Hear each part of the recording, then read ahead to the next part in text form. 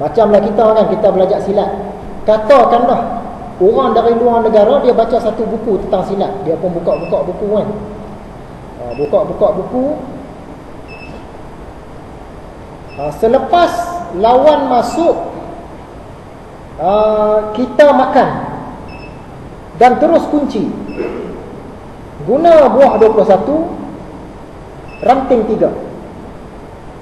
Dia orang putih, Belanda, tapi dia faham bahasa Melayu. Dia pun baca satu buku pasal silat. Selepas lawan masuk, kita makan. Lawan masuk, kita makan, terus kunci. Guna buah 21, ranting 3. Kalau dia tak biasa bergaul dengan orang silat, dia boleh faham tak benda tu? Mak Saleh ni tadi, dia baca, ini nak belajar seni bela diri, martial arts. Dia kata lawan masuk, kita makan, terus kunci. Ini apa benda ni? Lawan masuk, apa yang masuk? Dia tak faham masuk tu maksud dia lawan serang. Lawan tu serang. Makan, lepas orang serang kita pergi makan. Dia tak faham, makan tu maksud dia kita pukul dia pada mana-mana bahagian supaya dia lemah sekejap. Terus kunci, maksud dia kita tangkap, kita matikan gerak dia. Barulah boleh faham kan macam tu. Guna buah 21, nak guna buah yang mana? Pecahan yang mana? Nak kepak kepala belah kanan ke belah kiri ke, nak tarik lubang hidung ke? Tu ranting-ranting dia. Tapi kalau orang putih, dia tahu bahasa Melayu, dia baca buku tentang silat, dia tak boleh faham. Lawan masuk, kita makan, terus kunci. Dia memang tak boleh faham apa yang masuk, apa yang makan, apa benda pula yang kunci. Jadi sama-sama ahli silat baru dia boleh faham. Begitu juga belajar ilmu kesufian, ilmu peringkat-peringkat tinggi. Kita tak faham apa mereka tu cakap, sebab kita tak berguru kan. Kita pun baca buku, ni salah, ni ajaran apa ni, Hamzah Fansuri. Ombak menjadi laut. Katakanlah ana al-haq, jangan takut, itulah ombak menjadi laut. Hamba ni ombak, Allah tu laut, jadi sama lah. Hamzah Fansuri mengaku dia Tuhan. Kita tak faham apa dia nak cakap tu sebenarnya, sebab kita tak berguru. Sebab tu dalam kitab-kitab lama dia bagi tahu, perumpamaan ini hanyalah untuk menghampirkan kepada faham. Bila dia bagi contoh, macam contoh tadi, makhluk dengan Allah umpama bayang-bayang dengan pokok, dia bagi tahu di bawah tu, perumpamaan ini hanyalah untuk menghampirkan kepada faham. Sebab Allah dia tak boleh tak ada contoh. Jadi contoh yang mereka bagi ni untuk hampirkan kepada faham, bukan contoh sebenar. Sebab Allah tak ada contoh. Kalau kita faham kalimah tu, dia tak ada masalah. Tak timbul kata, orang tu dia mengaku diri dia Allah. Macam Abu Yazid Bustami tadi tu lah.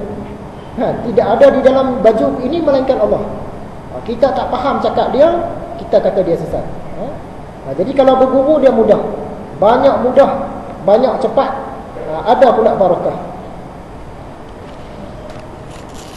Sekarang nak masuklah pelajaran hari ini. Baru nak masuk pelajaran. Tuan-tuan tengok muka surat yang ke-75. Kita berhenti di situ hari tu. Muka surat 75. Yang atas sekali dia tulis, adapun di dunia. Adapun di dunia. Adapun di dunia, maka adalah kemuliaan, kebesaran, pengaruh pemerintahan bagi raja-raja dan penghormatan secara naluri, sehingga orang Turki yang bodoh dan orang Arab yang kasar, secara naluri mereka menghormati ketua-ketuanya. Ini nak cerita orang-orang yang hidup di padang pasir yang nomad, yang barbarian. Bisa tengok Conan the Barbarian. Orang-orang yang tak ada tamadun ni pada asalnya. Zaman dulu yang ada tamadun di mana? Di Iraq, Babylon, Mohenjo-daro, Mesopotamia. Lepas tu di Iran, kemudian di Rom, Yunani, kemudian di Mesir, kemudian di China. Yang tu yang ada tamadun. Yang kaum-kaum yang duduk di utara dia tak ada tamadun. Tengah orang kaitkan mereka ni dengan bangsa Ya'juj Ma'juj, kaum-kaum gusar, gasar, orang barbarian. Jadi sungguh pun mereka ni hidup tak ada tamadun, jenis tak ada undang-undang lah, kan? Tak ada undang-undang agama ni. Sungguh pun mereka tu hidup keadaan macam tu, tapi dengan ketua mereka hormat. Sebab apa? Mereka yang tak ada tamadun ni hormat ketua dia. Sebab ketua dia ada ilmu. Dia nak menunjukkan kelebihan ilmu dari segi dalil akal. Kalau orang bertamadun ni tak kisahlah. Orang yang duduk di China, ada maharaja dia, ada pembesar-pembesar dia, memanglah mereka ni hormat orang atas dia sebab dah bertamadun. Ni orang-orang yang hidup di ais, di padang pasir, yang hidup di padang-padang rumput, yang tak ada tamadun ni, mereka pun hormat ketua mereka sebab ketua dia ada ilmu. Ini menunjukkan kelebihan ilmu. Jadi bila disebutkan orang Turki bodoh, kita kena faham Turki yang mana yang dimaksudkan oleh Imam Ghazali. Turki ni kawasan dia luas. Dari mana? Dari Turki sekarang ni sampai Laut Hitam, sampai kepada Turki segala Uzbekistan, Tajikistan, segala stan tu, sampailah ke Xinjiang, Turkistan Timur, China. Dari negara Turki sekarang ni sampai ke Rusia tu, sampai ke China, yang tu Turki. Jadi zaman dulu mereka ni orang-orang nomad ni, orang bangsa-bangsa yang gasar, barbarian. Itu yang sebab tu setengah pengkaji kata mereka ni bangsa Ya'juj Ma'juj yang asal dulu ni. Sebab mereka ni jenis tak ada tamadun. Dalam keadaan macam tu pun mereka hormat orang yang ada ilmu. Jadi kalau tengokkan dia punya sejarah dia, selepas banjir besar pada zaman Nabi Nuh, setengah pengkaji kata di dunia ni tak ada orang lain dah. Yang ada Nabi Nuh dengan orang-orang dia sajalah.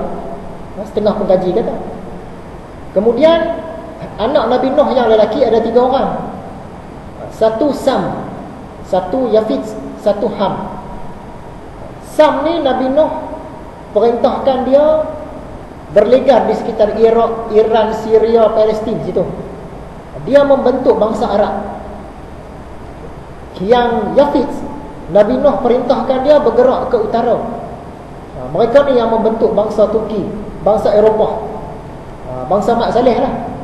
Bangsa Mak Saleh daripada Yafid.